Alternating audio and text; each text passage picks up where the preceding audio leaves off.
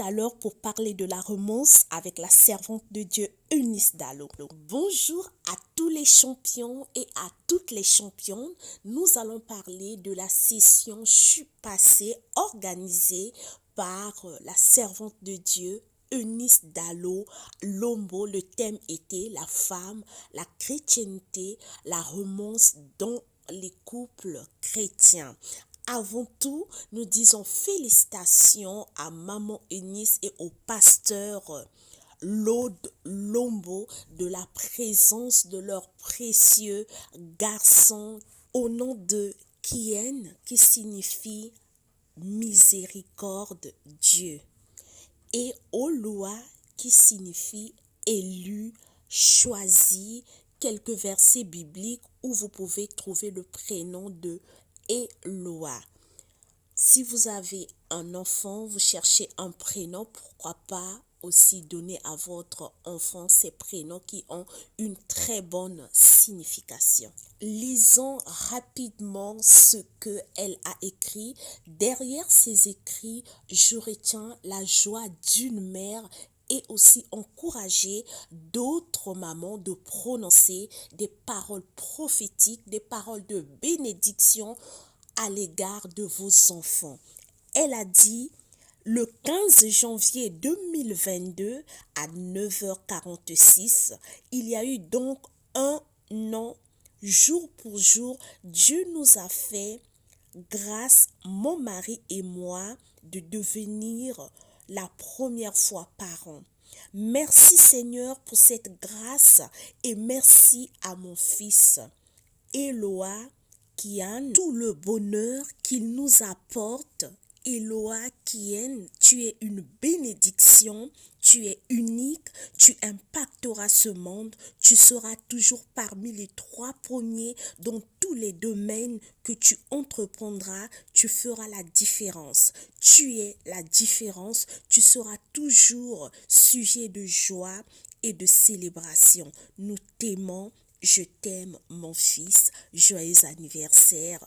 Oh mon Dieu, quelle belle déclaration d'amour et prophétique, que toutes les mamans et tous les papas pensent à cela. La sœur Eunice Dallo Lombo nous parle. Il paraît que la romance et la chrétienté ne font pas bon ménage. Et c'est vrai, avant d'entrer dans le vif du sujet, j'aimerais d'abord entrer dans le vif de vos pensées. La femme chrétienne dans une relation sérieuse et comment elle gère le côté romance. Nous allons en parler vite fait. La femme chrétienne mariée et comment elle fait.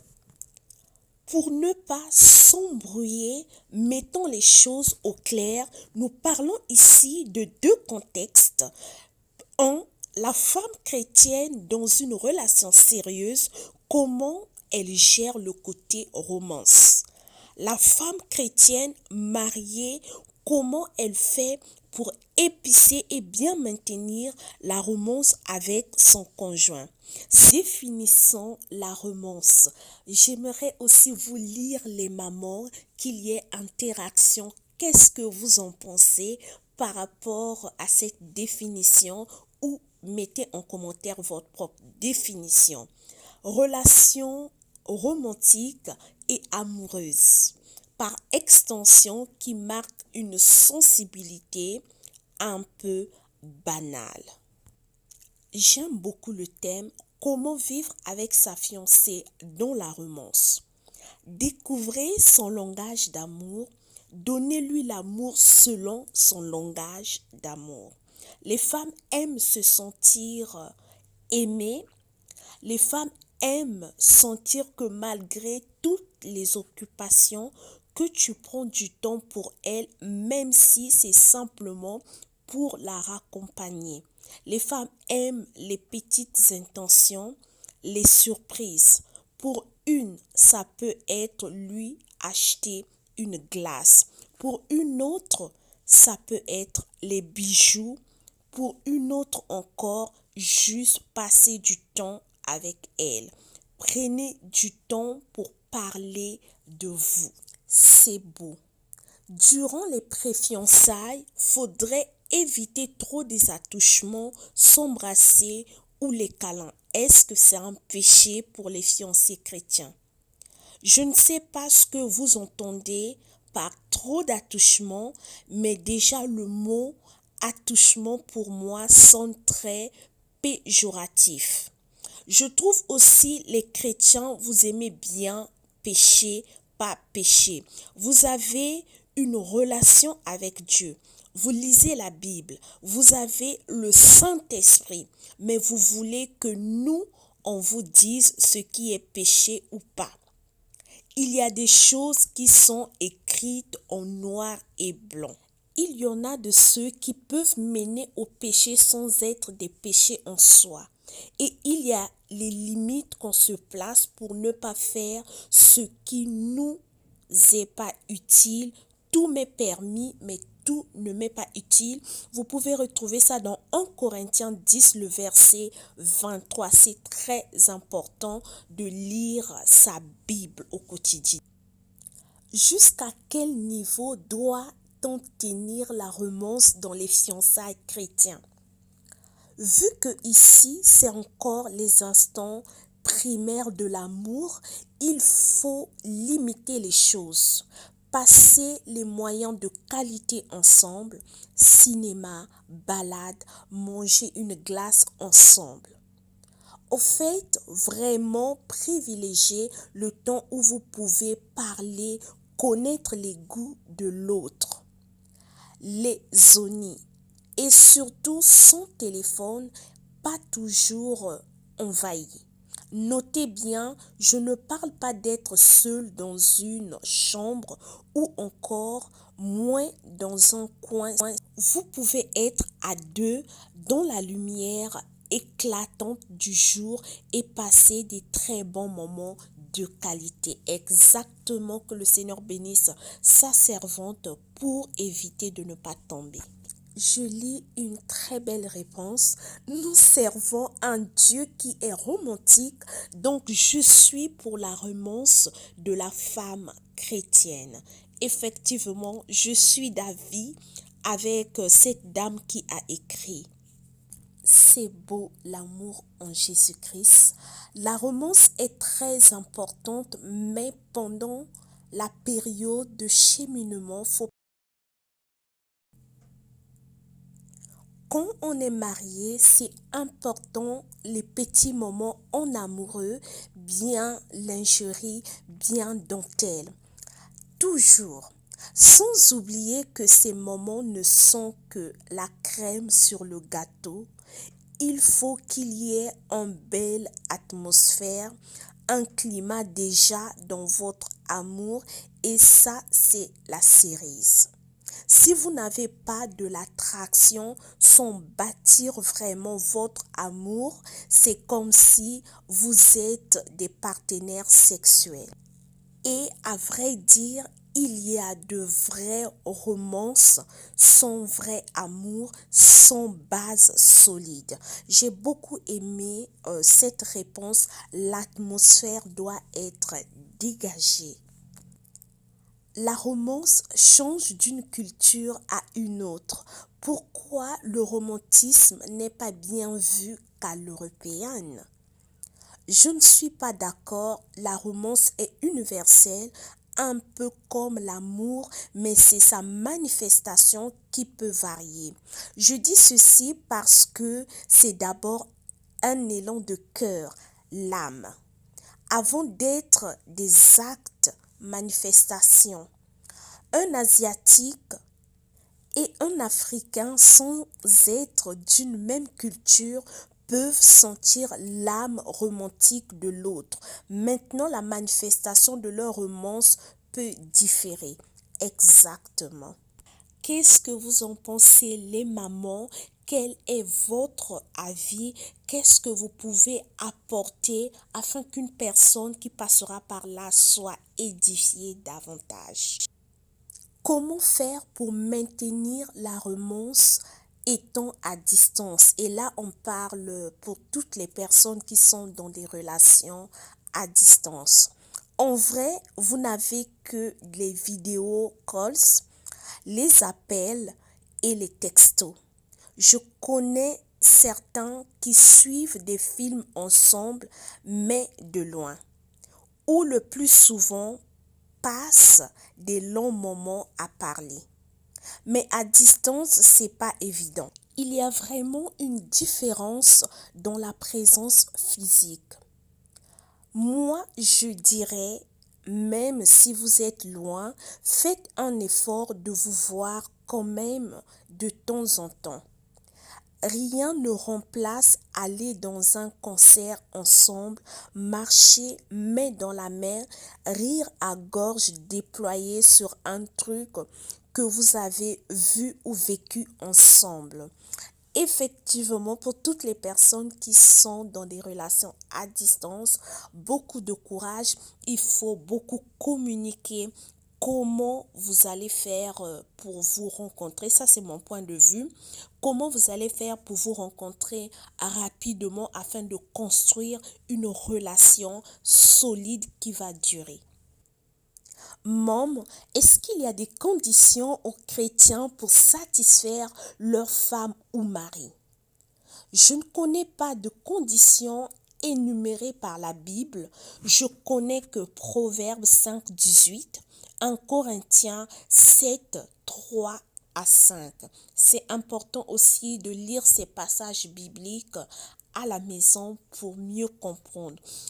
À mon avis, en ce qui concerne des positions, il faut en discuter avec votre partenaire et il y a certaines positions aussi que vous trouverez qui ne sont pas bonnes pour votre. Étant enfant de Dieu, étant humain, il faut aussi penser d'abord à sa propre santé.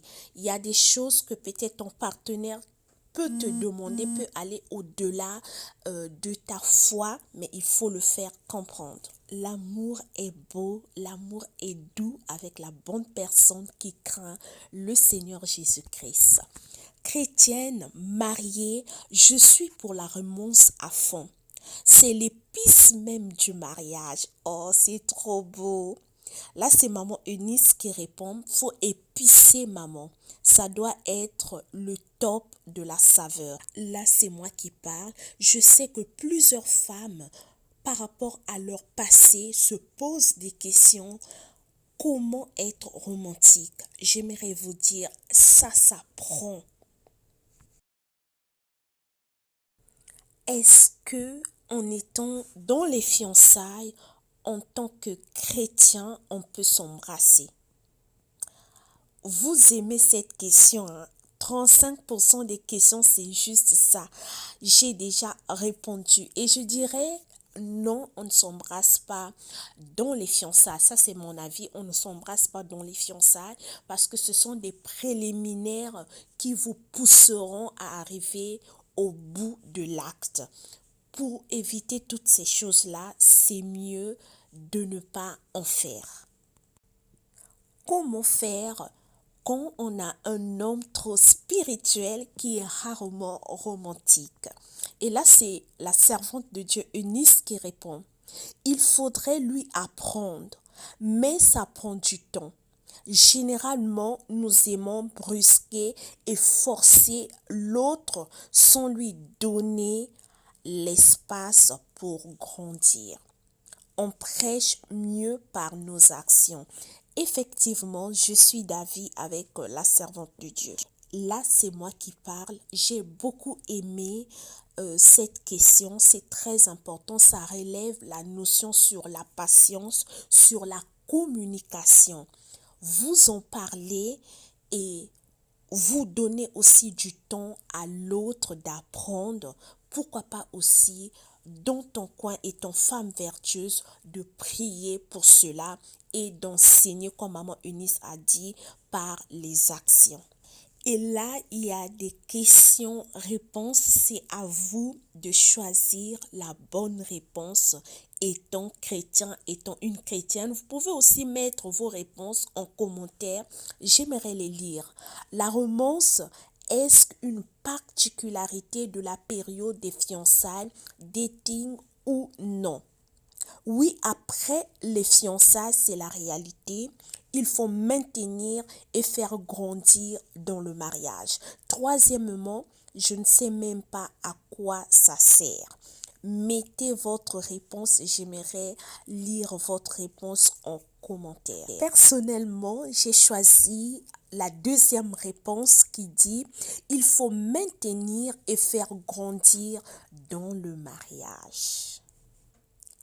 Une chrétienne peut-elle mettre de la lingerie? La première réponse, oui, oui, c'est le piment de la sauce. Deuxième réponse, avec ou sans envie.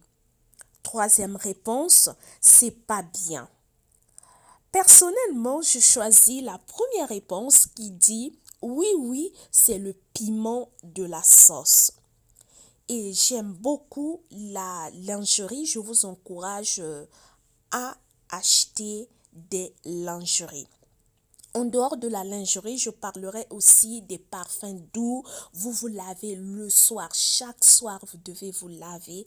Étant femme mariée, avoir ces parfums avec des différentes odeurs. Vous vous parfumez. En dehors de ça, il y a aussi des parfums des oreillers que vous pouvez retrouver dans des boutiques que vos oreillers sentent bon. Prendre un temps off avec son conjoint est important. Restaurant, cinéma, balade, voyage, faire des activités ensemble. Première réponse, extrêmement important. Deuxième réponse, oui, mais avec quel homme africain? Troisième réponse, c'est bien, mais dans la réalité difficile. Personnellement, je choisis la première réponse, extrêmement important. Ce sont des moments qui viennent pimenter votre relation amoureuse. Un couple doit-il être intentionnel dans la flamme de sa romance ou leur moment de qualité? Premièrement, oui, très intentionnel. Deuxième réponse, A. Soit vous l'avez, soit vous ne l'avez pas. Troisième réponse, est-ce important d'abord? Personnellement, je prends la première réponse, oui, très intentionnel. C'est très important dans la vie de deux personnes qui se sont unies, qui se sont dit oui et qui s'aiment énormément. Que Dieu vous bénisse abondamment et richement. N'oubliez pas surtout d'aimer la vidéo, de commenter, de partager la vidéo afin qu'une personne soit édifiée davantage, une personne soit informée et une personne aussi peut apporter son avis, peut mettre un commentaire qui peut être édifiant pour les autres femmes, pourquoi pas aussi pour les hommes. Et que le Seigneur Jésus-Christ bénisse abondamment sa servante Eunice Dallo, la charmante épouse du pasteur Claude Lombo, pour ces merveilleux moments de qualité en lisant. Tu es édifié. Que le Seigneur l'accorde une parfaite santé afin d'organiser plus. Peut-être qu'elle ne travaille pas seule, elle est en équipe. Que le Seigneur aussi bénisse son équipe, accorde une parfaite santé à son. L'amour est beau, l'amour est doux avec la bonne personne qui craint le Seigneur Jésus-Christ. Quel beau couple, que le Seigneur bénisse ce merveilleux couple. Nous avons passé un merveilleux moment en parlant de la romance dans la vie des couples chrétiens, dans des fiançailles. On a parlé aussi des relations à distance. La sœur Eunice a répondu. J'ai donné aussi mon avis. Que le Seigneur vous soutienne, que le Seigneur vous fortifie afin que vous puissiez vous retrouver, vous puissiez vous marier, car ce n'est pas facile. Il y a plusieurs relations qui se sont arrêtés en cours de chemin à cause de la distance. Soit une personne est devenue infidèle parmi les partenaires, soit l'homme, généralement, c'est l'homme qui devient infidèle, qui n'arrive pas à supporter la distance. Mais si tu es dans ce cas, que le Seigneur te fortifie. Prie beaucoup afin que cela ne t'arrive pas. Prie beaucoup afin que cette personne ait la crainte de Dieu. Quand un homme a la crainte de Dieu, la première des choses, c'est qu'on pense d'abord à sa relation, à son intimité avec le Seigneur. Il sait, si je le fais, je ferai mal à mon Dieu. Et ensuite, il pensera à vous. Voilà pourquoi il faut prier pour trouver cet homme qui craint le Seigneur. Il y aura des défauts, il y aura des choses que tu vas pas aimer, mais ça va s'arranger par la communication, par la prière. Mais au départ, c'est quelqu'un qui a la crainte de Dieu, qui respecte Dieu, qui prend des choses de Dieu au sérieux. C'était merveilleux, je vous assure. Que le Seigneur vous bénisse abondamment et richement. Elle était très belle enceinte. Que le Seigneur Jésus-Christ t'emmène dans d'autres dimensions et que son huile déborde sur toi.